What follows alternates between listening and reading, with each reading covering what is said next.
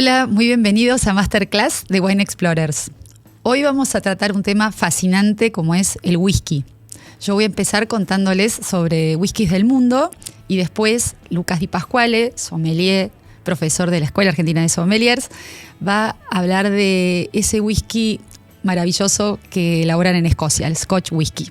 Y va a terminar con una cata hablando de cómo se cata y distintas formas de probar un whisky. Comenzamos. En este recorrido que propongo sobre whiskies del mundo, me gustaría empezar por Irlanda, porque hay que entender que la destilación empieza en Francia, va a Irlanda y recién después llega a Escocia. Así que como país, sin embargo, tuvo bastantes conflictos históricos o vicisitudes, más que nada momentos que marcaron un poco la historia de los whiskies irlandeses o el Irish whisky, como se lo conoce. Por un lado, el no pertenecer a Gran Bretaña. Hay que recordar que solo Irlanda del Norte pertenece al Reino Unido y esto ha traído siempre problemas. También la ley seca en Estados Unidos, cuando era un país importante para Irlanda. Hay que tomar en cuenta esto. Empieza en 1920, así que esto impactó bastante en la comercialización. Después, la competencia natural que sufre el whisky en barras ante la presencia de ron, vodka, que bueno, le crea cierta dificultad. Y la decisión de Irlanda de no destilar en columnas o en un sistema continuo. Más bien se quedaron con el sistema tradicional de alambique. Para poner en contexto, un alambique siempre aporta más congéneres, tiene más aroma, el producto, el destilado, pero a la vez tiene esto de no lograr un alcohol más neutro, que facilita también a la bebida y la hace más suave. Todo esto fue pasando, pero lo cierto es que hoy Irlanda propone un whisky mucho más agradable, mucho más fácil de beber, más incorporado, más aceptado y en una cata ciega ciertamente el whisky irlandés queda súper bien. Un país sin duda fascinante es Estados Unidos.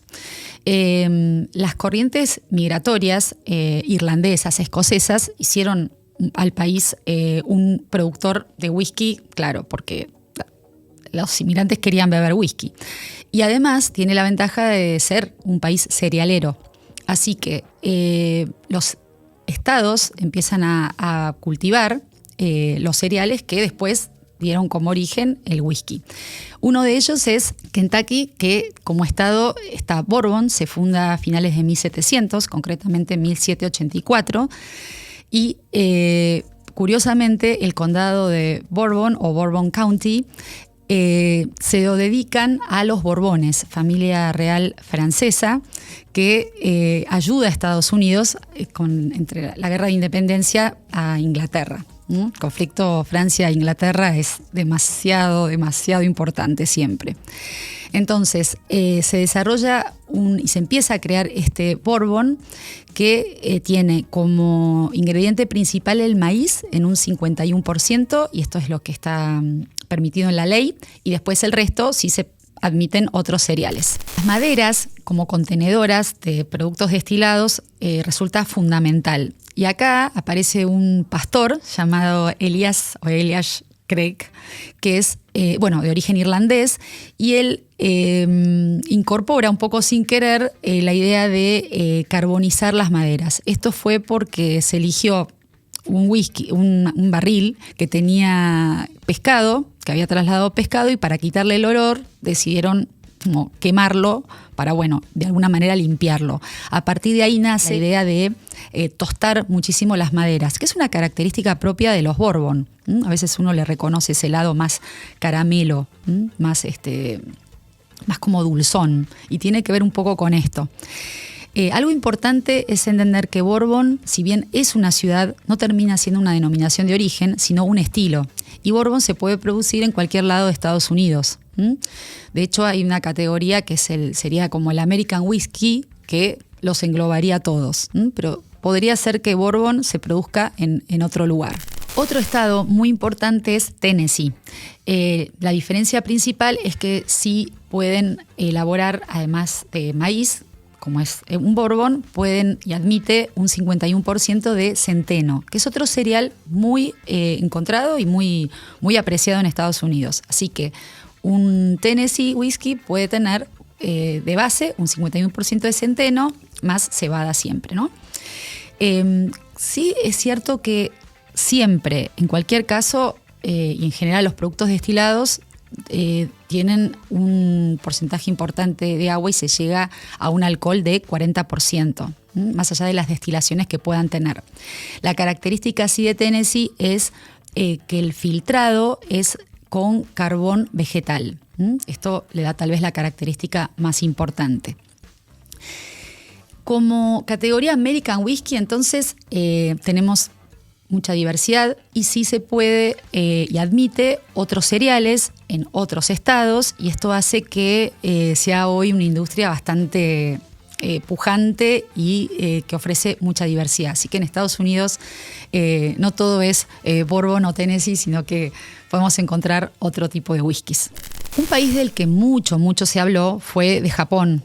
Japón apareció en un tiempo elaborando whiskies que resultaron premiados, buscados, muy costosos, como un producto sofisticado y que realmente en catas daban unos resultados realmente sorprendentes. Bueno, esto tuvo después una conclusión, y es que la ley en Japón admitía que solo pudiera ser whisky de cebada para que se declare japonés si era un 10%, y el resto podía venir de cualquier otro país. Así fue como empresas importantes, referentes, importaban whisky escocés, probablemente los mejores whiskies, y como resultado daban maravillosos productos. Esto, cuando se supo y se entendió mejor, hubo bastante resistencia, porque se espera que un país ofrezca productos locales. Así que hoy hay una división bastante importante donde hay que marcar si el whisky es japonés, de origen totalmente japonés, o es esto del blended whisky, pero que tiene que ver con admitir y permitir que vengan whiskies de otras partes del mundo.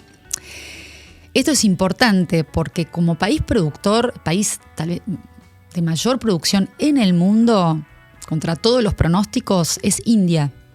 India produce, pero lejos más que cualquier otro. Y esto es porque a la vez ese país admite que no solamente sea de cebada, sino cualquier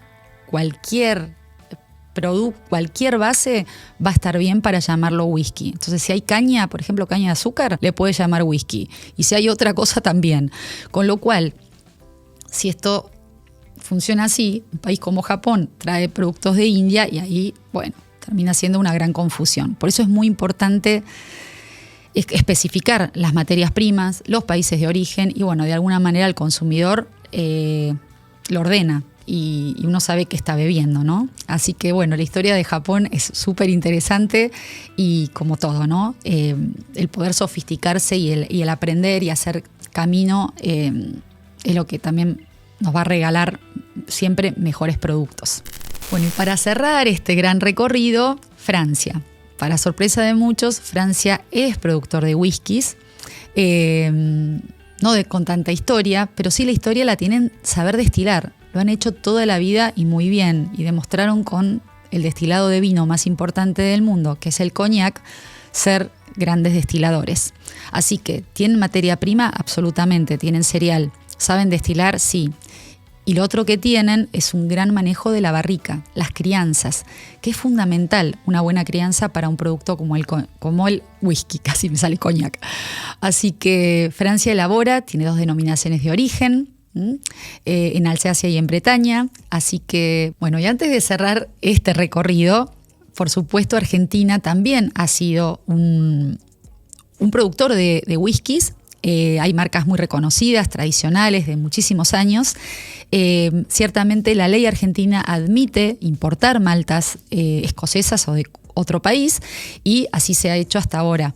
La tendencia y donde vamos es a elaborar whiskies con materia prima 100% nacional, si bien hoy ya en el mercado se encuentran algunos whiskies muy trabajados y más nuevos que tienen la mención single malt.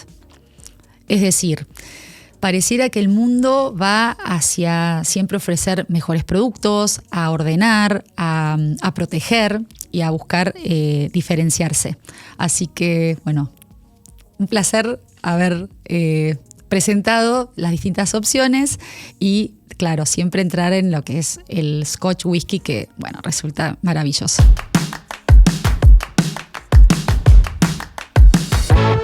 Hola, ¿cómo están? Bueno, soy Lucas Di Pasquale, nuevamente en otra clase magistral, en este caso de whiskies, junto a Marina. Y quisiera contarles un poquito acerca del whisky escocés, puntualmente, vamos a focalizar un poquito acá, que es un producto maravilloso, que tiene muchísima historia y que seguramente todos en algún punto nos encontramos enfrente de alguna botella y estaría buenísimo empezar a entender un poco más de qué se compone, cuál es un poquito la base, ¿no?, de todo este producto maravilloso y que muchas veces nos intriga tanto. Y no sé si siempre, pero nos animamos a probar. Existen en Escocia registros de whisky desde 1494. Imaginémonos fines de la Edad Media, donde en estos monasterios ya se elaboraba esta bebida. Ellos la llamaban agua de vida, que era un destilado súper potente, elaborado a base de granos. Misteriosamente, muchos lo llaman como una cerveza sin terminar de ser cerveza, claramente porque faltan algunos ingredientes, pero sí un origen bastante cercano a lo que hoy conocemos como la cerveza. Estas maltas, ¿sí?, o granos fermentados, junto con agua pura de estos ríos cercanos, para luego, una vez que tenemos alcohol, ser destilados. Luego, imaginemos también que en tantos años de historia y todo lo que hemos leído muchas veces en los libros, guerras, ¿sí?, clanes, todo eso ha ido llevando a la industria del whisky a lo que es hoy, ¿sí?, muy pujante, mucho más ordenada, con un halo también de elitismo por ser un producto bastante escaso, pero también que ha estado arraigado a la cultura del país por cientos de años. Entonces, cuando tenemos enfrente nuestro una botella de whisky y muchas veces tiene estas fechas que hablan del 1863 y de ahí en adelante, estamos solamente pudiendo de alguna manera parametrizar que esas fechas son el momento en donde esto fue algo legal, una actividad legal. Desde la Edad Media a nuestros tiempos han pasado muchísimas cosas en la historia que han marcado el destino de esta bebida. Desde la clandestinidad total, con las diferencias religiosas que pueden presentar quienes gobiernan, estas batallas épicas entre los clanes y la corona. Todo esto ha ido marcando un camino bastante sinuoso en lo que es el whisky como una bebida, hasta llegar a la legalidad, que nosotros encontramos muchas veces bien descrita en las etiquetas a partir del año 1863. Esto no implica que la bebida haya pasado totalmente desapercibida, sino que los reyes y las monarquías en general reinantes y gobernantes han estado siempre cercanas a esta bebida, han sido expresamente fanáticos pese a ser bebidas ilegales en la época, lo cual de alguna manera también, esto es una cuestión política, van abriendo, ¿sí?, el camino hacia una transparencia un poquito mayor hasta llegar a los días de hoy, donde contamos con productos súper interesantes, versátiles, pero también con un montón de historia detrás. Un whisky escocés tiene que tener simplemente pocos ingredientes, ¿sí? Cebada, que es principalmente el grano más utilizado para esto. Ahora vamos a ahondar un poquito más en eso. Esa cebada puede estar malteada principalmente u otros granos. Agua pura, que normalmente tiene mucho que ver con su paisaje, dónde está radicada la destilería, dónde se elabora este whisky. Y también, obviamente, las levaduras, ¿sí?, que son las principales responsables de que haya una fermentación. Esto es un proceso que obviamente lleva bastante tiempo. Se dice normalmente que lleva 7 días hacer un whisky y 7 años hay que esperar para beberlo. La verdad que es bastante romántico pensarlo de esta manera, pero sí, efectivamente, 7 días es un estándar bastante clásico para lo que es la elaboración, desde que se comienza con el proceso de germinación de estos granos, en caso de que sean granos germinados, por supuesto, que eso ya lo hablaremos, y después su posterior destilación y luego envasado, que tiene que pasar mínimamente 3 años, ¿sí?, en una barrica para poder ser considerado whisky. Esto es algo que es bastante común en muchas de las legislaciones de países productores de whisky, pero bueno, no es el caso también para los whiskies en Escocia. Dentro de los estilos que conocemos, podemos diferenciar 5 principales, que luego obviamente pueden tener algunas versiones o algunos ajustes y un poquito más de magia, por así decirlo. Pero sí, cuando estamos frente a una góndola y estamos incursionando en los whiskies escoceses, lo que nos interesa saber es que estas categorías nos marcan principalmente su origen, ¿sí? Cuando hablamos de un single malt, lo que estamos haciendo es encontrarnos con un producto que es solamente hecho a base de cebada malteada y de una sola destilería, ¿sí? Esto implica que lleva la insignia de la destilación propia de una casa sola, que pertenece a un lugar y que tiene un estilo marcado y reconocible por la mayoría de los consumidores en general. Cuando tenemos single grain en la etiqueta, específicamente está hablando de un whisky de granos. Normalmente podemos encontrar cebada sin maltear, podemos encontrar centeno, ¿sí? Siempre igualmente un poquito de cebada malteada tiene que haber para iniciar esa fermentación, pero claramente es otro perfil bastante diferente y también de una sola destilería, de un solo lugar. En el caso de encontrar un blended scotch, que aquí es donde nos sentimos un poquito más confortables porque las marcas más reconocibles están en esta categoría, estamos hablando de un whisky que proviene de whisky de granos, whisky de malta, que está mezclado en una mezcla magistral que generalmente elaboran los master blenders y que pueden pertenecer originalmente a muchas destilerías diferentes y que componen una única receta que de alguna manera también es algo reconocible por los consumidores. Cuando vemos estas etiquetas que tienen las denominaciones de 7, 5, 12, 18 de las grandes marcas, o mismo algunas marcas utilizan colores para diferenciarse, estamos ante estos whiskies, ¿sí? Normalmente el blended scotch como categoría es lo más vendido a nivel mundial. Finalmente tenemos 2 últimas categorías que probablemente no sean las más convocantes, pero sí existen también, como pueden ser el blended malt, ¿sí? En este caso es una mezcla de whiskies de malta, de distintas destilerías. Esto es un universo que está incipiente hoy como marcas. No tenemos tantas marcas disponibles, al menos en el mercado argentino, pero sí han surgido algunas cuantas para meterse de lleno en la coctelería. Son whiskies en general con un muy buen balance, ¿sí? Con bastante complejidad, pero también muy abordables, ideales para la coctelería y para mixear. Por último, los blended grain. Aquí sí nos costaría más encontrar algún exponente típico, pero sí los hay. Estamos en presencia de whiskies que han sido mezcla de distintos whiskies, solamente de grano y de diferentes destilerías. Si recorremos el mapa escocés, vamos a encontrar que hay diferentes zonas donde se producen whiskies con bastante tipicidad y muy reconocibles, y muchos son whiskies de culto. Lo primero que se nos viene a la cabeza son las Highlands. Esta zona, si partimos el mapa escocés en 2, sería la parte superior, del medio hacia arriba, donde de alguna manera encontramos la mayor proliferación de estos clanes típicos que luego han devenido en grandes destiladores con grandes nombres, y que dentro de su composición podemos encontrar whiskies súper interesantes. Depende en dónde nos posicionemos de ese mapa, más cerca de la costa o zonas más continentales, vamos a encontrar perfiles bastante diferentes, con mayor o menor influencia oceánica.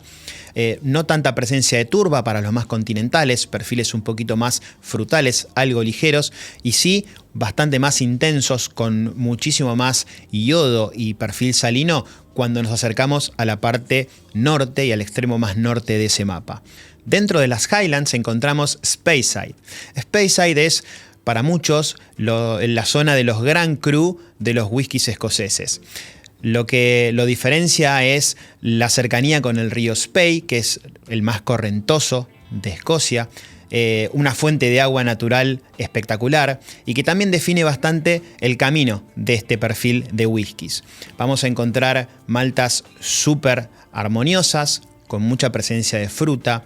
La turba no es el principal elemento aquí, sí podemos encontrar algunos perfiles un poco más ahumados y más intensos, pero aquí vamos a ir por el lado de la elegancia, vamos a encontrar estas maltas que se destacan por ser un poquito más señoriales, mucho más pegadas a la realeza y a los grandes destilerías, con muchísima tradición. Cuando seguimos recorriendo el mapa hacia el sur, la parte de las lowlands, aquí solíamos tener muchísima proliferación de destilerías. Hoy la mayoría son destiladoras de grano y tenemos estos whiskies un poquito más simples, aunque no por eso de menor calidad.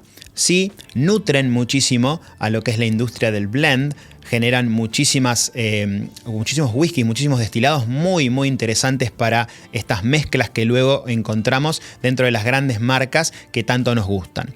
Si seguimos hacia el oeste del mapa, nos vamos a encontrar con un sistema de islas muy azotadas por el mar, que también tienen ese rigor muy identificado a sus maltas. Cuando hablamos de lugares como Jura, como Islay, vamos a encontrar el perfil muy marino, mucho más iodado, algo salino también, y con una presencia de turba que los hace muchas veces hasta difíciles de beber, salvo para un consumidor que busca esa experiencia y que cada vez está proliferando más. Donde nos posicionemos del mapa, vamos a tener una malta, vamos a tener un estilo y vamos a tener una casa reconocible, una destiladora, un master distiller a quien seguir y encontrar que todo su expertise se traduce en generaciones y generaciones atrás. Muchas veces estos destiladores y los master blenders son trabajos de toda la vida y que muchas veces el legado continúa muchas veces con su propia familia, con el hijo, ¿sí? Con alguien cercano o con un aprendiz que después de 20, 30 años toma el rol principal. Entonces, tengamos en cuenta que estos ejemplares que a veces tenemos frente a nosotros tienen muchísima historia, muchísima tradición y mucho savoir-faire, mucho know-how, que esto no es algo más que una trayectoria puesta al servicio de una bebida. ¿Qué encontramos cuando en una etiqueta menciona años? Esto es simplemente marcar dentro de cada estilo y cada casa qué tiempo de añejamiento mínimo ha tenido esa malta. Esto implica que si yo en una etiqueta encuentro 12 años, la malta más joven que compone ese blend puede ser blend de diferentes whiskies de diferentes años, ese whisky tiene por lo menos 12 años. Esto es una tendencia que de alguna manera nos posiciona, nos acerca hacia una idea de producto que, asociado al estilo que conocemos de cada casa, podemos esperar cuando servimos nuestra copa. Ahora bien, ¿qué sucede cuando no dice una añada puntual, una cantidad de años, un tiempo? Tenemos que asumir que mínimamente son 3 años, que en la práctica suelen ser muchísimos más de añejamiento. Para poder llamarse whisky son 3, pero en la práctica son más. Aunque después empezamos a entender que esta marca más rígida de las añadas del tiempo ha alejado a algunos consumidores y que hoy las marcas empiezan a tender a quitar esas identificaciones. ¿Por qué? Probablemente porque por nuevas tecnologías y métodos de elaboración y crianza, hoy se llega a un resultado similar en menor tiempo. ¿Y por eso tenemos un whisky de diferente calidad? Claramente no. Hoy las grandes marcas empiezan a optar por quitar la denominación de años, pasar a ser las nuevas NAS, No Age Statement, donde siempre identificables por un color o por alguna insignia, esos mismos whiskies empiezan a perder la necesidad imperiosa de contar con maltas de determinada cantidad de tiempo de añejamiento. Sí, lo que está muy bueno a nivel consumidor es probarlos nuevamente, lo que antes podía ser un 12 años y que hoy ya no lo es, a ver qué tanto puede variar ese producto y qué tanto me gusta más o me gusta menos que lo que yo conozco. Espero que toda esta información haya sido de utilidad y que cuando busquemos nuestro próximo whisky para consumir nosotros, para hacer un lindo regalito, para compartir, tengamos esta información a la mano y hagamos la mejor elección posible, sea un single malt, un single grain, un blended scotch, el que más nos guste. pero siempre con la intención de probar y obviamente compartir. Gracias y seguimos con Masterclass.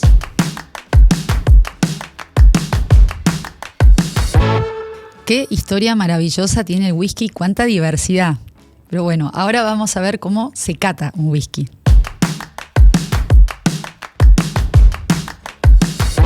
Finalmente estamos en el momento de la degustación de whisky y lo que les traigo es una propuesta diferente. Intentemos de pensar las diferentes maneras de probar un whisky, tanto en nuestras casas como a un nivel un poquito más técnico, y qué nos puede proporcionar cada una de estas opciones.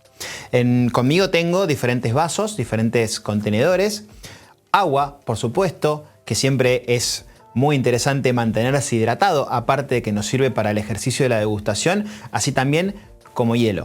Es muy común encontrar muchos consumidores que piden su bebida preferida, en este caso un whisky, neat, sin hielo, sin absolutamente nada, directamente de la botella al vaso. En este caso podemos optar por una medida clásica entre 50 mililitros o hacer un whisky doble, ¿sí? Siempre considerando que la temperatura de este whisky va a estar cercano a la temperatura ambiente, ¿sí? No es una mala idea, en el caso de optar por estas opciones, de refrescarlo, de mantenerlo un ratito o un tiempo antes en heladera o en el freezer, dado que no se va a congelar, y poder disfrutarlo un poco más frío y de esta manera bajar un poco el tenor y la tenacidad del alcohol, ¿sí? Por lo menos la sensación, porque claramente no va a estar diluido. En este caso vamos a optar por nuestra bebida preferida, ¿sí? Y vamos a servir una medida clásica en un vaso de whisky como este. Vamos a ser bastante simples con la cuestión y vamos a tener nuestra medida de servicio, vamos a disfrutarlo sin mayores complicaciones. A la hora de la degustación, este es un whisky que se va a expresar con toda su potencia, por lo cual es siempre una buena idea al momento de llevarlo a la nariz y a la boca, exhalar esos vapores de alcohol en caso de la degustación, o mismo cuando vamos a chequear su nariz, vamos a analizar ese perfil aromático, podemos abrir ligeramente la boca e inspirar. De esa manera vamos a concentrar todos esos aromas que son típicos de la bebida sin riesgo de alguna manera de que esos vapores de alcohol nos afecten demasiado, ¿sí? La sensación alcohólica se va a atenuar bastante. Esto es un simple tip para disfrutar un poquito mejor de la degustación en una forma clásica, ¿sí? Neat, sin hielo, sin agua, directamente de la botella a mi copa. Si a mi bebida, que la serví sin ningún tipo de aditivo, prefiero refrescarlo un poco, puedo optar por el hielo. El hielo es un gran amigo y que a su vez nos va a permitir bajar la temperatura unos grados, la sensación alcohólica va a bajar y a su vez también en ese licuado que ofrece la utilización del agua nos va a permitir aromas un poquito más expresivos y bajar la tenacidad de ese alcohol, bajar el grado, porque al incorporar agua automáticamente en el volumen se están diluyendo esos 40 y pocos grados que puede tener nuestro whisky, ¿sí? Y con simplemente una roca de hielo. En este caso, un hielo puro, ¿sí? Un buen hielo es ideal, podemos optar por una roca, 2 rocas, esto es un poco a gusto personal, y unos segunditos y automáticamente estamos listos para incorporar este movimiento, ¿sí? Para de alguna manera integrar, para bajar un poquito esa temperatura, me va a ayudar a tenerlo pronto un poquito más rápido. Otra opción es a mi whisky no incorporar hielo, pero sí agua. En este caso entonces vamos a hacer otra vez un servicio, una medida, algo estándar, ¿sí? Y contamos con un agua pura, un agua fresca y con un pequeño golpecito de agua vamos a intentar de ayudar a abrir un poco esa bebida. En este caso es unas gotas, no mucho más, es solamente un chorrito para alcanzar otro grado para que todos esos aromas también empiecen a desprenderse un poco más rápido, ¿sí? Y disfrutar de mi bebida un poquito más expresiva aún, con menos grado, menos tenacidad del alcohol y con la ayuda de este agua que también es una fuente de hidratación que siempre tenemos que tener a mano a la hora de degustar cualquier bebida alcohólica. Tenemos entonces también una copa diferente a las demás. No es una copa de whisky tradicional o lo que es el consumo más habitual que tenemos en el hogar, sino una copa con una forma diferente. Esto es una copa estilo Glencairn, que esto es típicamente de degustación y que nos ofrece un cáliz, ¿sí?, bastante amplio para luego afinarse en la boca. En este caso lo que vamos a lograr es que en este formato todos los aromas se concentren un poco más, ¿sí? La volatilidad es un poco mayor, pero a su vez tenemos mayor retención de estos aromas. Si bien es una cata técnica lo que vamos a ofrecer con este tipo de formatos, porque el hielo no es una muy buena opción, si bien es posible dependiendo del tamaño, la idea es que podamos disfrutar en estas copas un whisky neat, un whisky con un agregadito de agua o mismo con un porcentaje mayor de agua, que es muchas veces como se sugiere catar técnicamente cualquier whisky. Vamos a proceder a hacer una cata con este nuevo formato. Nuestra medida habitual puede ser una medida entera, pueden ser media medida, ¿sí?, lo que estemos interesados en experimentar. Y vamos a notar que automáticamente el formato nos permite dar unas vueltas sin mucho riesgo de derramarlo. Eso claramente es un gran beneficio de estos formatos y que la oxigenación, así como cualquier bebida, y esto siempre lo decimos, favorece a la volatilidad de los aromas, a levantar un poquito esa temperatura para que logremos mayor expresión, ¿sí?, en nuestra bebida. Automáticamente sentir el aroma, toda esa potencia que nos regala este whisky. En este caso es un whisky blend, claramente tiene mucho para analizar, pero no es lo que más nos importa ahora, sino hablar un poquito de este formato. A este mismo formato puedo agregarle unas gotas de agua, un 20% aproximadamente, así como hicimos antes, para lograr todavía mayor expresión y también bajar un poco la intensidad de ese alcohol. Entonces, con nuestra botellita de agua vamos a bajar un poquito la graduación y automáticamente tenemos una bebida con menor tenacidad de ese alcohol y con una expresión aromática diferente, ¿sí?, un poquito más amable también, hablando siempre de estos vapores de alcohol que son tan típicos de encontrar en ese primer impacto con la nariz. Se vuelve mucho más dócil, mucho más amable en la nariz y al momento de la degustación también vamos a encontrar un whisky un poquito más amable, menos tenaz y que no nos va a desafiar de la misma manera. A nivel de degustación, este simple paso nos garantiza una experiencia un poquito más agradable y más completa también. Como dijimos antes, podemos todavía subir en cantidad de agua, llevar una proporción cercana al 50% y esto nos va a dar otros perfiles. A nivel análisis, podría parecer bastante loco a un consumidor que estemos rebajando tanto un whisky, pero sí, esto es una herramienta, ¿sí? A nivel de degustación es algo típico de hacer y es muchas veces una sugerencia para quienes están entrenando, ¿sí?, su nariz y su paladar para la degustación un poquito más profesional. En este caso voy a diluirlo al 50% aproximadamente, considerando que ya rebajamos un poquito este whisky, pero para poder graficar un poco qué es lo que podemos llegar a encontrar si en alguna oportunidad nos enfrentamos a una cata un poco más profesional. Aquí directamente tenemos casi un líquido translúcido, ¿sí?, ha perdido toda esa potencia de color, pero créanme que en estas experiencias se logra obtener muchísima información que de otra manera sería un poco más difícil de lograr. Aquí encontramos típicamente las maltas, típicamente la parte más dulce de esa malta, algo más del ahumado, del secado. Esto puede venir por alguna parte de la barrica principalmente con su quemado, sin poner en el foco el alcohol, que muchas veces puede, a nivel técnico, ¿sí?, complicarnos la experiencia de la degustación. Ruego realmente que esto se animen a hacerlo porque sinceramente cambia bastante el panorama y la percepción que tenemos de este tipo de bebidas. Probablemente no desde la degustación por placer, pero sí para desafiarnos muchas veces en encontrar nuevos matices, en sentir el whisky desde otro lugar y de otra manera diferente.